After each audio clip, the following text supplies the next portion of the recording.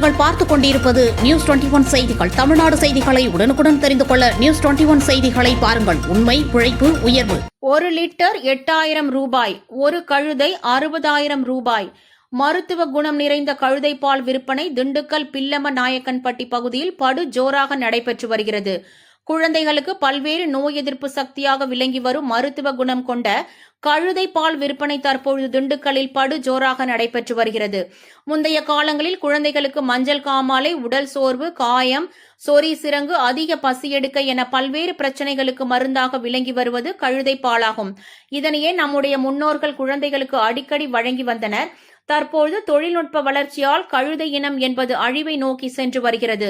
இதனிடையே திண்டுக்கல் பில்லமநாயக்கன்பட்டி பகுதியில் வெளி மாவட்டத்தைச் சேர்ந்த சுமார் 5 குடும்பங்களைச் சார்ந்த கழுதை பால் விற்பனை செய்யும் நபர்கள் தங்கியுள்ளனர்.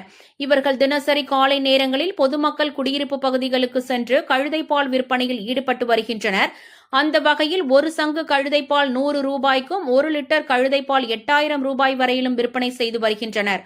நாளொன்றுக்கு ஒரு கழுதை 1/2 லிட்டர் பால் கறப்பதாக தெரிவிக்கும் வியாபாரிகள் தற்பொழுது கழுதைகள் கிடைக்காததன் காரணமாக ஒரு கழுதை 60,000 ரூபாய் வரை விற்பனை செய்யப்படுவதாக தகவல்கள் தெரிவிக்கின்றன. நியூஸ் 21 செய்திகளுக்காக திண்டுக்கல் ஆத்தூர் செய்தியாளர் PS பக்ருதீன்.